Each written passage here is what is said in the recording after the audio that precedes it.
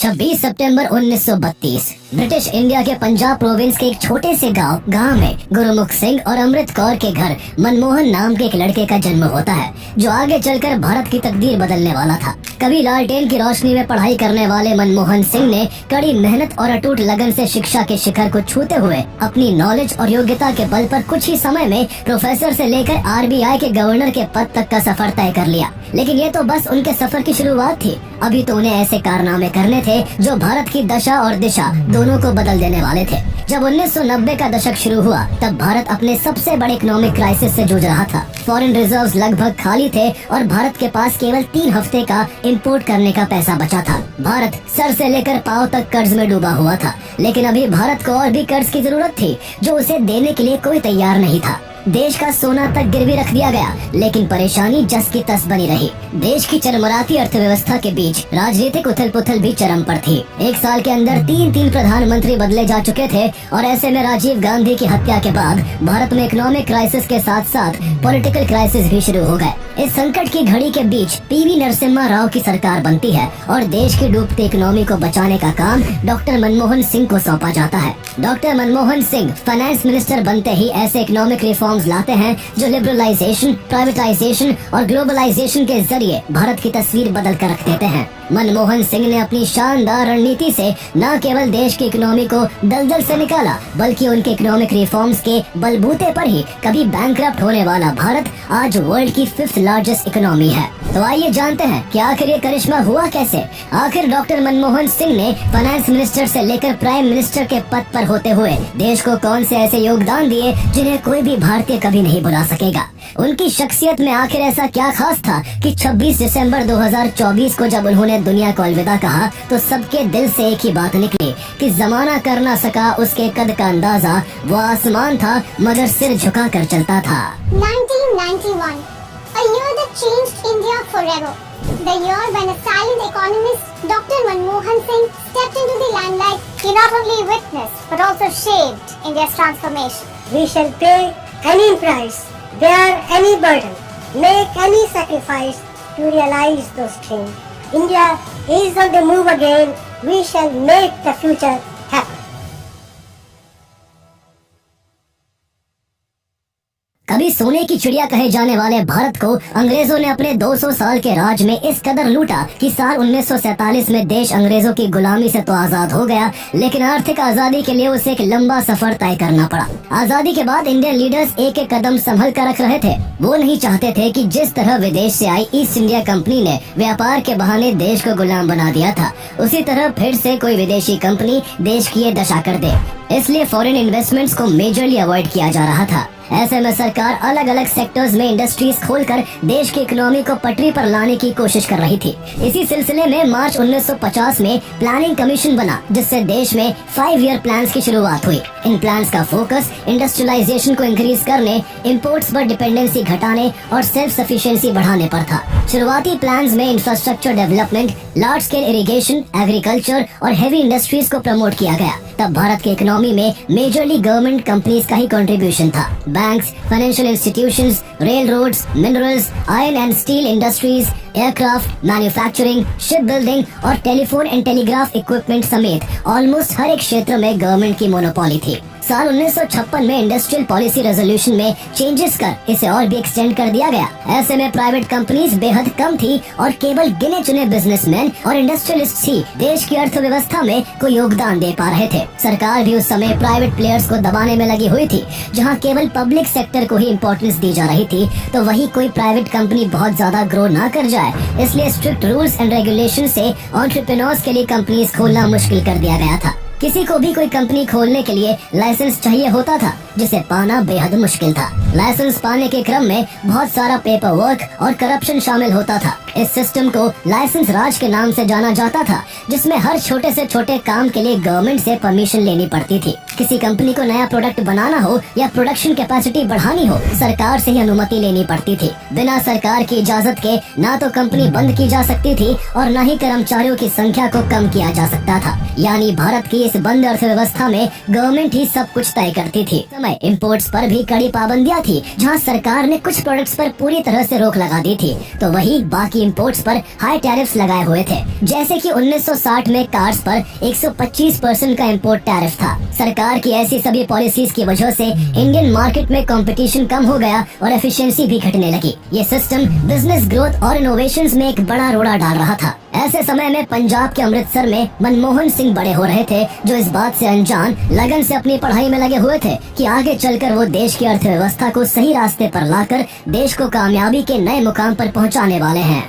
आजादी के समय जब देश का बंटवारा हुआ तब मनमोहन सिंह का परिवार पाकिस्तान छोड़कर भारत आ गया था। बचपन में मां की मृत्यु के बाद दादा दादी ने उन्हें पाला। शुरू से ही पढ़ाई में उनकी इस कदर रुचि थी कि गांव में बिजली न होने की वजह से वो रात में लालटेन की रोशनी में पढ़ाई करते। कम रोशनी में देर देर रात तक पढ़ाई करने की वजह से उनकी आंखों पर बुरा असर पड़ने लगा था। साल 1948 में जब उन्होंने मैट्रिक की तो उनके पिता चाहते थे कि वो डॉक्टर बने, इसलिए प्री मेडिकल कोर्स में उनका दाखिला कराया गया। लेकिन नियति को कुछ और ही मंजूर था। मेडिकल में उनका मन नहीं लगा और कुछ महीनों बाद ही उन्होंने कोर्स छोड़ दिया। उनका मन इकोनॉमिक्स के सब्जेक्ट में लगता था। उनके अंदर हमेशा सवाल उठते थे कि कोई देश अमीर तो कोई देश गरीब क्यों है। खुद भी लोअर मिडिल क्लास फैमिली से होने की वजह से वो पैसों की अहमियत को समझते थे और उन्हें उनके सवालों के जवाब केवल इकोनॉमिक्स की पढ़ाई से ही मिल सकते थे। इसलिए उन्होंने 1952 में पंजाब यूनिवर्सिटी से इकोनॉमिक्स में बैचलर्स और 1954 में मास्टर्स कर ली। वो दोनों बार अपनी क्लास में फर्स्ट आए थे। पढ़ने में होनहार होने की वजह से पंजाब यूनिवर्सिटी की तरफ से उन्हें आगे की पढ़ाई के लिए स्कॉलरशिप मिलना शुरू हो गई।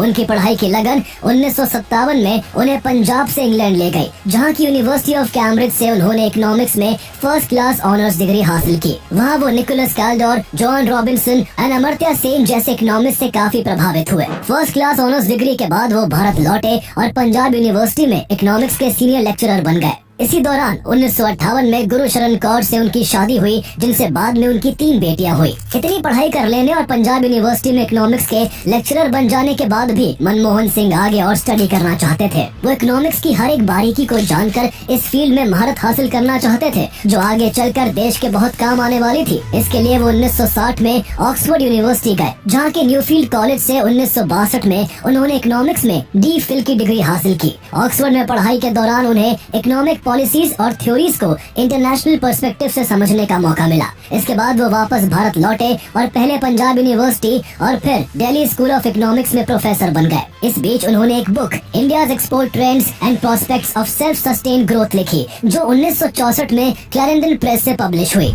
इस बुक की रिसर्च ने इकोनॉमिक पॉलिसी में उनकी एक्सपर्टीज को साबित कर उन्हें एक थॉट लीडर के रूप में पहचान दिला दी थी। उनके एकेडमिक ब्रिलियंस और रिसर्च ने उन्हें एक महान इकोनॉमिस्ट बनने का रास्ता दिखाया और उनके करियर की मजबूत नींव रखते हुए उन्हें United Nations conference on trade and development UNCTAD का हिस्सा बना दिया। 1966 से 1969 तक UNCTAD के लिए काम करने के बाद डॉक्टर मनमोहन सिंह वापस भारत लौटे और 1971 में उन्होंने भारत सरकार के साथ अपने सफर की शुरुआत करते हुए देश को अपनी सेवाएं देना शुरू कर दी। उन्हें पहले भारत सरकार के ministry of commerce and economic adviser के रूप में नियुक्त किया गया और फिर 1972 में मिनिस्ट्री ऑफ फाइनेंस में चीफ इकोनॉमिक एडवाइजर बना दिया गया। सरकार का हिस्सा बनने के बाद उनका दिमाग पूरी तरह से भारतीय अर्थव्यवस्था को सुधारने में लगा था। उनका तरीका था कि समस्याओं का समाधान ढूंढा जाए और जो गलत हो उसे सही करने पर ध्यान दिया जाए। धीरे धीरे उनके काम ने उन्हें और भी कई इंपॉर्टेंट पोजीशंस तक पहुंचाया। वो 1976 में फाइनेंस मिनिस्ट्री में सेक्रेटरी, 1980 में प्लानिंग कमीशन के मेंबर और 1982 में reserve bank of India RBI के गवर्नर बने। डॉक्टर मनमोहन सिंह देश के 15th RBI गवर्नर थे, जिन्होंने लगभग 2.5 साल के अपने कार्यकाल में बैंकिंग सेक्टर को लेकर कई लीगल रिफॉर्म्स लागू किए। उन्होंने RBI एक्ट में एक नया चैप्टर जोड़ा और अर्बन कोऑपरेटिव बैंक्स की देखरेख के लिए अर्बन बैंक्स डिपार्टमेंट की एस्टैब्लिशमेंट में मदद की। उन्होंने मॉडर्न मॉनेटरी पॉलिसी की फाउंडेशंस रखी, जो हाई ग्रोथ के साथ साथ कंसिस्टेंट भी हो सके। ग्रामीण विकास को बढ़ावा देने के लिए भी उन्होंने कोशिश की कि जिन इलाकों में पहले लोन या पैसा नहीं पहुंच रहा था वहां से पहुंचाकर हर वर्ग को आगे बढ़ाने का मौका दिया जाए। जनवरी 1985 में उनका आरबीआई का कार्यकाल खत्म होने के बाद उन्होंने प्लानिंग कमीशन में डेप्यूटी चेयरमैन का पद संभाला। वो इस पोजीशन पर 1987 तक रहे और इसी साल उन्हें उनके योगदानों के लिए देश के second highest civilian award Padma Vibhushan से सम्मानित किया गया। इसी बीच भारत धीरे धीरे इकोनॉमिक क्राइसिस की तरफ बढ़ता जा रहा था। आजादी के बाद से भारत जिस माइंडसेट और जिन पॉलिसीज के साथ चल रहा था उनके नेगेटिव्स अब धीरे धीरे नजर आने लगे थे। इसकी शुरुआत 1970s के वक्त से ही हो गई थी और तब से ही भारत सरकार ने बड़े इकोनॉमिक चैलेंजेस को फेस करना शुरू कर दिया था। इकोनॉमी रुकावट का सामना कर रही थी जिसमें लो ग्रोथ रेट्स, राइजिंग इन्फ्लेशन और बैलेंस ऑफ पेमेंट्स की प्रॉब्लम शामिल थी। लाइसेंस राज, ब्यूरोक्रेटिक हर्डल्स और पावर शॉर्टेजेस की वजह से इंडस्ट्रियल ग्रोथ स्लो हो गई थी। पब्लिक सेक्टर इनएफिशिएंसी और लॉसेस से जूझ रहा था। वही ग्रीन रेवोल्यूशन ने एग्रीकल्चर को बूस्ट तो दिया था लेकिन सॉइल फर्टिलिटी, वाटर स्कार्सिटी और प्राइस फ्लक्चुएशंस की वजह से नई समस्याएं खड़ी होने लगी। पॉपुलेशन ग्रोथ भी एक बड़ी चुनौती थी। तेजी से बढ़ती जनसंख्या ने रिसोर्सेज और इंफ्रास्ट्रक्चर पर भारी दबाव डाला जिससे विकास में रुकावट आने लगी। ये सारी समस्याएं एक साथ मिलकर भारतीय अर्थव्यवस्था को मुश्किल में डाल रही थी। शुरुआत से भारत अपनी इकोनॉमिक इन्वेस्टमेंट्स के लिए डोमेस्टिक सेविंग्स का इस्तेमाल कर रहा था लेकिन मिड 1980s तक ये सेविंग्स पहले से ही हाई लेवल्स पर पहुंच चुकी थी जिससे प्राइवेट सेविंग्स को और ज्यादा बढ़ाना मुश्किल था। इस समस्या को हल करने के लिए भारत ने फॉरेन बोरोइंग यानी दूसरे देशों और इंटरनेशनल ऑर्गेनाइजेशन से कर्ज लेना शुरू किया। शुरुआत में ये स्ट्रैटेजी कामयाब रही लेकिन फॉरेन बोरोइंग के साथ समस्या ये थी कि जितना ज्यादा कर्ज लिया जाता इंटरेस्ट की वजह से उसे चुकाने का बोझ उतना ही बढ़ता जाता। जैसे जैसे ये बोझ बढ़ता गया हालात ऐसे हो गए कि भारत के पास इम्पोर्ट्स का पेमेंट करने या लोन्स चुकाने के लिए फॉरेन रिजर्व्स ना के बराबर रह गए। इसी सिचुएशन को बैलेंस ऑफ पेमेंट्स क्राइसिस कहते हैं। भारत के पास दिसंबर 1989 में 5,277 करोड़ रुपए के फॉरेन एक्सचेंज थे लेकिन दिसंबर 1990 तक ये घटकर 2,152 करोड़ रह गए। साफ था कि भारत के पास विदेशी मुद्रा की कमी थी और इम्पोर्ट्स को पूरा करने के लिए भी देश उधारी ले रहा था जो उसे आसानी से देने के लिए कोई भी तैयार नहीं था। उसी दौरान ग्लोबल टेंशंस ने भारत के इस इकोनॉमिक क्राइसिस की आग में घी डालने का काम किया। भारत और सोवियत यूनियन के बीच ट्रेड पहले इंडियन करेंसी में होता था लेकिन जब 1990 से 1991 के दौरान सोवियत यूनियन का कोलैप्स होने लगा तो भारत के ट्रेड पर काफी बुरा असर पड़ा। इसी दौरान दूसरी ग्लोबल अनसर्टेनिटी गल्फ वॉर की थी जिसकी वजह से ऑयल के प्राइसेस आसमान छूने लगे। ऑयल का इम्पोर्ट महंगा हो गया और भारत को ज्यादा खर्चा करना पड़ा।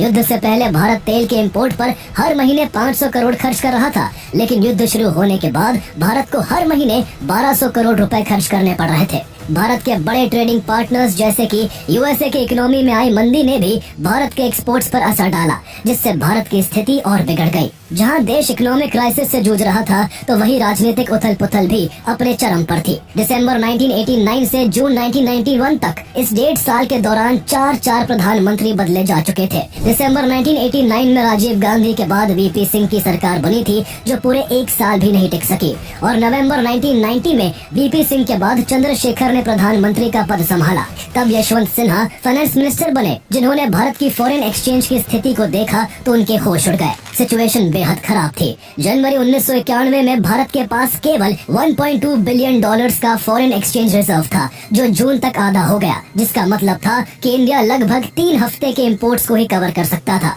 स्थिति इतनी गंभीर हो गई थी कि भारत डिफॉल्ट होने के कगार पर था। सरकार ने उस कठिन समय में इंटरनेशनल मॉनेटरी फंड IMF का दरवाजा खटखटाया लेकिन समस्या ये थी कि IMF से मदद लेने के लिए अमेरिका का सपोर्ट जरूरी था और अमेरिका भारत को आसानी से समर्थन देने को तैयार नहीं था। ट्विस्ट तब आया जब गल्फ वॉर के दौरान अमेरिका को इंडिया की जरूरत पड़ी। अमेरिका चाहता था कि भारत अमेरिकन एयरक्राफ्ट्स को अपने एयर बेसिस पर रिफ्यूल करने की इजाजत दे ताकि अमेरिका को इराक के खिलाफ लड़ने में आसानी हो और उसका समय बच सके। उस समय सुब्रमण्यम स्वामी कॉमर्स मिनिस्टर थे जिन्होंने अमेरिका के स्टेट डिपार्टमेंट से बातचीत की और इंडिया के एयर बेसिस अमेरिका के लिए खोलने पर सहमति दे दी। नतीजा ये हुआ कि जिस दिन पहला US एयरक्राफ्ट इंडिया में उतरा उसके 4 से 5 दिन के भीतर ही IMF ने इंडिया के बेल आउट पैकेज पर दस्तखत कर दिए। ये चंद्रशेखर और सुब्रमण्यम नारायण स्वामी की डिप्लोमेसी का नतीजा था, लेकिन इसमें इंडिया की इकोनॉमिक कंपल्शन भी झलकती थी। IMF के अलावा कोई भी इंडिया को लोन देने को तैयार नहीं था। IMF ने लोन के बदले 25 कड़ी शर्तें रखी थी, जिनमें इंडियन इकोनॉमी का लिबरलाइजेशन और गवर्नमेंट कंपनीज का डिसइन्वेस्टमेंट शामिल था। लेकिन इसी बीच मार्च 1991 में चंद्रशेखर की सरकार पार्लियामेंट में बजट तक पास नहीं कर सकी और कांग्रेस के समर्थन वापस लेने से उनकी सरकार गिर गई। इस तरह बार बार गवर्नमेंट के गिरने से क्रेडिट रेटिंग एजेंसीज ने इंडिया की सॉवरेन रेटिंग डाउनग्रेड कर दी, जिससे देश के लिए फंड्स जुटाना और भी मुश्किल हो गया। इस क्राइसिस ने साफ दिखा दिया था कि सिर्फ फॉरेन बोरोइंग पर निर्भर रहकर इकोनॉमी को लंबे समय तक सस्टेन करना पॉसिबल नहीं है। लेकिन इस सच के बावजूद भी अभी इकोनॉमी को बचाने के लिए देश को पैसे की जरूरत थी। इसलिए पेमेंट्स में डिफॉल्ट से बचने के लिए गोल्ड को गिरवी रखने का फैसला लिया गया। इलेक्शन कैंपेन के दौरान फाइनेंस मिनिस्टर यशवंत सिन्हा ने स्विट्जरलैंड में गोल्ड गिरवी रखने की फाइल पर साइन किए और मई 1991 के आखिर तक 20 टन गोल्ड गिरवी रखकर $200 मिलियन जुटाए गए। ये कदम काफी चुपके से उठाया गया था, लेकिन इससे भी देश को कुछ खास इकोनॉमिक राहत नहीं मिल सकी। इसी बीच 21 मई 1991 देश के लिए काला दिन बनकर आया। इस दिन तमिलनाडु में एक इलेक्शन कैंपेन के दौरान राजीव गांधी की हत्या हो गई, जिसने देश को दहला कर रख दिया। देश अब इकोनॉमिक क्राइसिस के साथ साथ पॉलिटिकल क्राइसिस का भी सामना कर रहा था। जब देश में सरकार ही स्थिर नहीं थी तो भला इकोनॉमी को कैसे संभाला जाता। पॉलिटिकल इंस्टेबिलिटी ने अनसर्टेनिटी को और भी बढ़ा दिया, जिससे इन्वेस्टर्स का भरोसा और भी कम हो गया और इन्वेस्टमेंट और इकोनॉमिक एक्टिविटी काफी कम हो गई। ऐसे में जब देश को अपनी इकोनॉमी पर ध्यान देना चाहिए था, तब देश का फोकस जनरल इलेक्शंस पर था। इलेक्शंस हुए और कांग्रेस की गठबंधन की सरकार बनी। PV नरसिम्हा राव, जिन्हें इलेक्शन लड़ने के लिए टिकट तक नहीं दिया गया था, सभी को हैरान करते हुए उन्हें देश का अगला प्रधानमंत्री बना दिया गया। लेकिन PM बनने का नरसिम्हा राव ने सेलिब्रेशन नहीं किया, बल्कि PM पद की शपथ लेने से 2 दिन पहले ही उन्होंने अपने कैबिनेट सेक्रेटरी नरेश चंद्र को बुलाकर पूछा कि क्या देश की हालत इतनी खराब है। कैबिनेट सेक्रेटरी ने जवाब दिया कि नहीं सर, देश की हालत उससे भी ज्यादा खराब है। नरसिम्हा राव, जो खुद मानते थे कि उन्हें इकोनॉमिक्स की खास समझ नहीं है, उन्होंने न केवल इस इकोनॉमिक क्राइसिस की गंभीरता को समझा, बल्कि देश को इस दलदल से निकालने की ठान ली। उन्हें इस मुश्किल काम के लिए एक ऐसा फाइनेंस मिनिस्टर चाहिए था जिसकी क्रेडिबिलिटी इतनी हो कि वो न केवल देश में आलोचकों को बल्कि विदेश में संदेह करने वालों को भी भरोसा दिला सके। ऐसा केवल एक ही नाम था और वो था डॉक्टर मनमोहन सिंह का, जो तब तक एक ऐसे इकोनॉमिस्ट का दर्जा हासिल कर चुके थे जिनकी ईमानदारी पर कोई सवाल नहीं उठा सकता था। मनमोहन सिंह, जिन्होंने प्लानिंग कमीशन के डेप्यूटी चेयरमैन बनने के बाद चंद्रशेखर के टेन्योर में उनके इकोनॉमिक एडवाइजर और फिर यूनिवर्सिटी ग्रांट्स कमीशन UGC के चेयरमैन का पद संभाला था। उन्हें PV नरसिम्हा राव ने फाइनेंस मिनिस्टर बनाते हुए देश को इस इकोनॉमिक क्राइसिस से निकालने की जिम्मेदारी सौंप दी। इसके लिए मनमोहन सिंह अपना सारा एक्सपीरियंस झोंक देना चाहते थे। उन्हें पता था कि देश को इस क्राइसिस से निकालने के लिए कुछ बड़े और कठोर स्टेप्स लेने की जरूरत है। IMF की जो शर्तें थी उनका भी ध्यान रखना था। इसको लेकर सबसे पहले मनमोहन सिंह ने इंडियन करेंसी को डिवैल्यू करने का कदम उठाया। रुपए की वैल्यू गिराना जरूरी था, लेकिन जब ये बात आई तो नरसिम्हा राव घबरा गए। उन्होंने 1966 में इंदिरा गांधी के समय हुए डिवैल्यूएशन को पॉलिटिकल और इकोनॉमिक डिजास्टर के रूप में देखा था, लेकिन उन्हें अंदाजा नहीं था कि 25 साल बाद वही फैसला उन्हें खुद लेना पड़ेगा। हालांकि दोनों डिवैल्यूएशंस का मकसद अलग अलग था। 1966 का डिवैल्यूएशन एक फाइनेंशियल क्राइसिस से बचने के लिए था, जबकि इस बार का डिवैल्यूएशन एक बड़े गेम प्लान का हिस्सा था। ये केवल आर्थिक संकट से उबरने के लिए नहीं, बल्कि इकोनॉमी को ओपन करने और फ्यूचर ग्रोथ की नींव रखने के लिए स्ट्रैटेजिकली काफी इम्पोर्टेंट था। लेकिन फिर भी नरसिम्हा राव कश्मकश की स्थिति में थे, जिन्हें बाद में मनमोहन सिंह ने किसी तरह इसके लिए राजी कर लिया। 1 जुलाई 1991 को रुपए का पहली बार 9% डिवैल्यूएशन हुआ। इसके बाद 3 जुलाई को फिर से करीब 11% का डिवैल्यूएशन किया जाना था। गिरते हुए रुपए ने प्रधानमंत्री की नींद उड़ा रखी थी। अगर रुपया 1-2% भी गिर जाए तो आज सड़कों पर हंगामा मच जाता है, जबकि तब ये 3 दिन के अंदर अंदर डॉलर के कंपैरिजन में करीब 20% तक गिरने वाला था। 3 जुलाई की सुबह सुबह ही राव ने मनमोहन सिंह को कॉल कर 11% के डिवैल्यूएशन को रोक देने को कहा, लेकिन तब तक काफी देर हो चुकी थी और डिवैल्यूएशन हो चुका था। विपक्ष के बवाल की वजह से मनमोहन सिंह नरसिम्हा राव की स्थिति को समझते थे, इसलिए उन्होंने इस डिवैल्यूएशन की सारी जिम्मेदारी लेते हुए रिजाइन करने की पेशकश कर दी। लेकिन नरसिम्हा राव उनके पीछे चट्टान की तरह खड़े रहे। उन्होंने उन्हें भरपूर सपोर्ट दिया और देश की स्थिति को सुधारने के लिए हर जरूरी कदम उठाने के लिए उनका हौसला बढ़ाया। हालांकि उस दौरान उन्होंने एक बार मजाकिया अंदाज में मनमोहन सिंह से कहा था कि अगर ये सभी स्टेप्स कामयाब रहे तो क्रेडिट हम मिलकर लेंगे, लेकिन अगर कुछ गड़बड़ हुई तो इसके जिम्मेदार आप होंगे। मनमोहन सिंह को ये मंजूर था क्योंकि उन्हें नए रिफॉर्म्स पर पूरा भरोसा था, इसलिए वो डट कर काम में लगे रहे। वो अब कुछ फंड्स की तलाश में थे ताकि देश की रुकी अर्थव्यवस्था को थोड़ा सहारा मिल सके। इसके लिए एक बार फिर देश का सोना गिरवी रखा गया। इस बार भारत ने 67 टन सोना गिरवी रख के IMF से $2.2 बिलियन का इमरजेंसी लोन लिया। भारत ने 47 टन सोना इंग्लैंड के बैंक और 20 टन स्विट्जरलैंड के बैंक में भेजा। इससे कुछ मदद मिली और इसके बाद 24 जुलाई 1991 का दिन आया। इस दिन को अगर भारत की आर्थिक आजादी का दिन कहा जाए तो कुछ गलत नहीं होगा। इस दिन डॉक्टर मनमोहन सिंह ने पार्लियामेंट में एक क्रांतिकारी बजट पेश करते हुए कहा, no power on earth can stop an idea whose time has come. उन्होंने बजट पेश कर इकोनॉमिक रिफॉर्म्स के लिए नई पॉलिसीज को इंट्रोड्यूस किया, जिन्हें न्यू इकोनॉमिक पॉलिसी NEP कहा गया, जिसने भारत में एक नई खुली हुई अर्थव्यवस्था की नींव रखी। न्यू इकोनॉमिक पॉलिसी NEP के तहत भारत ने कुछ बड़े बदलाव किए, जिसके सबसे हाईलाइटेड पॉइंट्स लिबरलाइजेशन, प्राइवेटाइजेशन और ग्लोबलाइजेशन थे, जिन्हें एक साथ LPG के नाम से जाना गया। सबसे पहले लिबरलाइजेशन के तहत इम्पोर्ट टैरिफ्स कम किए गए। लाइसेंस परमिट राज के दौर को खत्म कर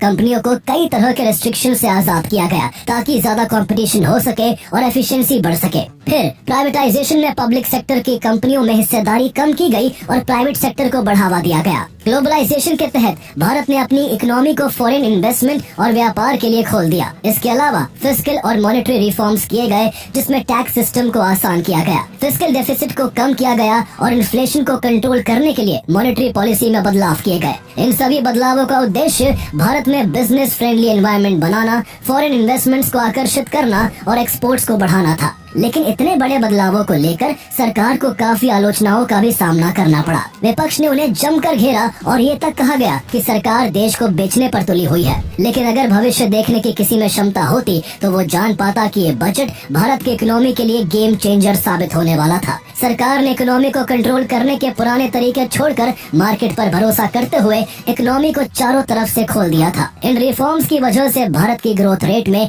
काफी बढ़ोतरी हुई और देश ने आने वाले सालों में 6 से 7% की GDP ग्रोथ रेट हासिल की। सबसे पहले सर्विसेज सेक्टर जैसे IT और BPO ने भारत को दुनिया में एक मुकाम दिलाया। इन दोनों क्षेत्रों ने बहुत सारा पैसा कमाया, जिससे देश की फॉरेन इनकम बढ़ी। इंडस्ट्रियल सेक्टर भी तेजी से बढ़ा क्योंकि भारत में डोमेस्टिक और फॉरेन इन्वेस्टमेंट दोनों बढ़े। इसके चलते ऑटोमोबाइल, टेलीकॉम और कंज्यूमर गुड्स जैसे क्षेत्रों में बड़ा बदलाव आया और नए कारोबार शुरू हुए। सरकार ने इंफ्रास्ट्रक्चर में भी निवेश करते हुए इलेक्ट्रिसिटी, ट्रांसपोर्टेशन और टेलीकम्युनिकेशंस के फील्ड को भी मजबूत किया ताकि देश का विकास तेजी से हो सके। पहले डर था कि विदेशी कंपनियों के आने से भारतीय कंपनियां नाकाम हो जाएंगी या फिर विदेशी कंपनियों के लिए केवल लोकल सप्लायर बनकर रह जाएंगे। लेकिन इन रिफॉर्म्स के चलते भारतीय कंपनियां फलने फूलने लगी। करोड़ों नई नौकरियां मार्केट में आई और करोड़ों लोग गरीबी रेखा से पहली बार ऊपर उठे। मनमोहन सिंह 1996 तक देश के फाइनेंस मिनिस्टर रहे। उन्होंने अपने बोल्ड इकोनॉमिक रिफॉर्म से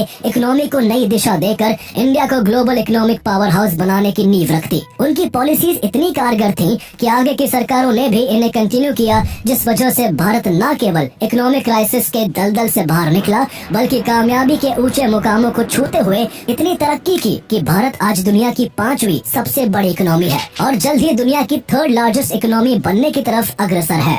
1998 के बाद 6 सालों तक ऑपोजिशन में रहने के बाद साल 2004 में सत्ता की चाबी फिर से कांग्रेस की अगुवाई वाली UPA के हाथों में आ गई। सोनिया गांधी उस वक्त कांग्रेस प्रेसिडेंट थी। माना जा रहा था कि वही प्रधानमंत्री बनेगी। विपक्ष लगातार इस बात को उछाल रहा था कि 100 करोड़ से ज्यादा आबादी वाले देश में एक विदेशी महिला प्रधानमंत्री बनने जा रही है। बीजेपी की नेता सुषमा स्वराज ने तो यहाँ तक ऐलान कर दिया था कि अगर सोनिया PM बनी तो वो मुंडन करा लेंगी और सांसद पद से इस्तीफा दे देंगी। इस समय गांधी परिवार भी कंफ्यूजन में था। इस उलझन के बीच कांग्रेस सांसदों की बैठक हुई, जिसमें सोनिया गांधी ने सबको चौंकाते हुए डॉक्टर मनमोहन सिंह को प्राइम मिनिस्टर के तौर पर नॉमिनेट कर दिया। जिसके बाद 22 मई 2004 को डॉक्टर मनमोहन सिंह ने देश के प्रधानमंत्री पद की शपथ ली। क्रिटिक्स के हिसाब से सोनिया गांधी ने मनमोहन सिंह को प्रधानमंत्री जरूर बनाया था, लेकिन उन्हें वास्तविक सत्ता नहीं सौंपी थी। उनके तमाम फैसलों में सोनिया गांधी का इंटरफेरेंस होता था। हालांकि इन आलोचनाओं से इतर मनमोहन सिंह का पहला कार्यकाल बेहद शानदार रहा, जिसमें आधार, मनरेगा, आरटीआई, राइट टू एजुकेशन जैसी स्कीम्स लॉन्च हुई जो आज भी बेहद कारगर साबित हो रही हैं।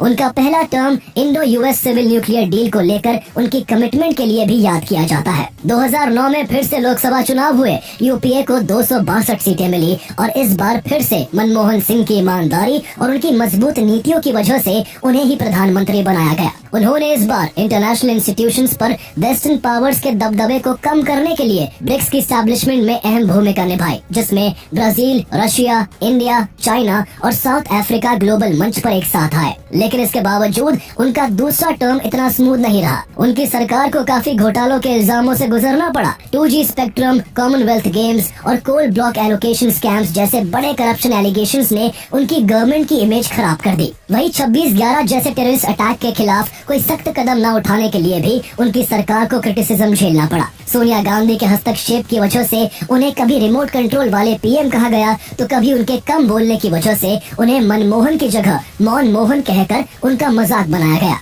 लेकिन ये सब कुछ उन्होंने एक मुस्कान के साथ सहा। वो बेशक शांत स्वभाव के व्यक्ति थे, लेकिन जब बोलते थे तो अपनी बातों से हर किसी को लाजवाब कर देते थे। संसद में कई बार उन्होंने अपनी हाजिर जवाबी से विपक्षियों को चुप कराया था। वो कहते थे कि हजारों जवाबों से अच्छी है मेरी खामोशी। न जाने कितने सवालों की आबरू रखी। विदेशी दौरों पर दुनिया भर के बड़े लीडर्स के बीच उनकी पहचान सबसे ज्यादा पढ़े लिखे नेता की थी। देश के साइंटिस्ट और प्रेसिडेंट रहे एपीजे अब्दुल कलाम से लेकर अमेरिका के फॉर्मर प्रेसिडेंट बराक ओबामा तक सब उनकी समझदारी के मुरीद थे।